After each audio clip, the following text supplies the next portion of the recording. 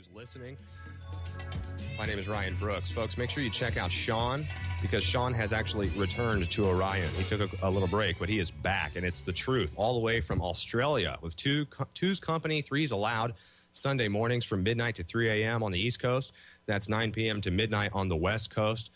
Get the Aussie point of view from Sean Saturday nights from 9 to 12. Once again, Sundays from 12 to 3 on the East Coast, right here on Orion Talk Radio Network. And, last night I kind of messed up when I said that George Washington said it's always the right time to do the right thing. And I was looking at notes and stuff. Folks, that's Martin Luther King, all right? Martin Luther King, it's always the right time to do the right thing. And that's kind of what we're talking about here tonight. We both believe, and I know a lot of the listeners believe, in doing the right thing. But the topic is, what is the right thing? And Matthew's throwing out some good thought-provoking discussion about, hey, get involved politically, because that is still the right thing. It is not pointless. There is a point to it. So, Matthew, I'm going to let you continue with your points about the anarcho-capitalists and just kind of the defeatist attitude. Go ahead. Sure, yeah. I'll try to get through that if I can this segment. So two of the points that I was thinking I wanted to kind of cover while we're going through this is, one, people who believe it's too far gone. I think that that's a really important issue to address, because I think a lot of people use that as an scapegoat to not participate and to do nothing. And then there's also the folks, the more anarcho-capitalist direction, that believe there is no legitimate government. And so I kind of want to address those as we go along. So I thought I'd throw that out there. I want to jump right back to Stefan Molyneux, this particular interview with Walter Block versus Stefan versus Ron Paul. Let's see. Stefan says that it's the best. Is it the best way to spread the message? He didn't say this, but is it the best way to spread the message to do it through political, engagement? Stefan, I believe, would argue no, because voting for a ruling class and participating in the government and the structure cannot be used for virtue. He also goes on to talk a lot about the non-aggression principle, which I happen to agree with. Where I disagree is being involved with campaigns that are not going to win, but that educate people and help to break their minds free is very helpful and allows them to then better themselves with things like the non-aggression principle. I'd also like to point out that speaking and educating people and voting against everything the government is doing, in my eyes, is not actively participating and allowing any of the tyrannical things to happen.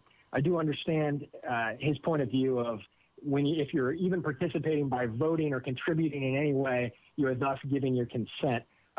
It's a fine line. I guess you could argue some ethics to it or something. I believe if you're voting for the lesser of evils, that is a stronger argument. I believe if you're voting third party, you are casting a dissenting vote. I don't believe that 50% of the people who don't vote are making a strong message of not giving consent. I believe that they're looked at as being apathetic, lazy, and just completely ignored. The small amount of people who do vote third party get some small amount of recognition, but look at Ralph Nader. There was quite a bit of recognition there. There was a huge concern by the establishment, by this party system, by the elite, that people were participating and they weren't doing it the way they were told to do it. So I think you can absolutely make a difference by being involved, and it is not showing consent. It is a great way to say, I do not support what you're doing and what the establishment is doing, and I will actively participate in trying to stop you from doing it. And so, again, Stefan's motivation, what is his motivation? What does he want to do? Because like me, I believe he wants to educate, inform, and influence people's actions. Our fundamental disagreement must be in regards to how much influence you think others should expect to have and act on. I think it's just a matter of strategy. But I don't believe that we should stand aside and allow these things to happen. I completely agree with Stefan that we need to, quote, start with what we have most control over, not that which we have no control over, unquote. I have great respect for what he does. But I think that his examples and what he talks about often is working locally, working with parents, working with families, working in community, doing things that you can actually do. I just believe you can do that with government involvement. As you mentioned earlier, in Seattle, they're having a town hall meeting where the King County Police Department is going to be talking about implementing the Dragonfly drones for their police force, where the UN agenda is implemented on a county level with our county commissioners. All of these matters, the red light traffic cameras, we've defeated this in Washington State in places where we've organized, got together, educated the community, and put pressure on our county commissioners and city council members. We can absolutely stop the growth of government and the attack on our liberties. It is simply a matter of getting involved. And so I believe that it is our duty to get involved where we can. And as I talked to you earlier, part of the problem is I think we spend too much time looking at the national stage where we don't have influence and where we look at the banksters and we look at all the different things that we don't have control over and we think, oh, wow, I can't make a difference. I can't do anything about that, so I'm not going to get involved. But their biggest success is actually being implemented in our backyard where we're not looking, where we're not paying attention. We're just as bad as all the people sitting on their couches watching television, watching the debates and swallowing up Fox News and CNN. We're staring and following the national politics and the federal politics, and we don't know anything about our local officials. We don't know anything about how to get involved on a local level and what's going on in our backyard. And that is where they're really successfully taking away our liberties and creating the police state infrastructure. So that's my biggest goal, is to transition the liberty movement from a focus on the federal politics and the things that are being done abroad down to a local level where we can actually create a structure and build it up. Because I think that is the way we destabilize the elite and take away their power, is that we get involved down at the bottom levels. Right. Now, Matthew, if I could just add very quickly, I mean, to everybody who's hearing Matthew talk, I mean, he's making some very great points. And the thing with the Seattle Police Department demonstrating their new drone today, I mean, I was researching it because Matthew called me like, tell me you know about the drones in Seattle. And I'm like, oh, I'm too busy looking at Ted Turner saying soldiers killing themselves is a good thing. Well, then I do some research and I find out, folks, they put articles in the Seattle Times in April about using drones. And now, just now, I'm like, oh, this is an outrage. Ah! But I think it totally backs up your point, Matthew. And, you know, I hold myself accountable for that. I could cop out and be like, well, that's Seattle. I'm far from there.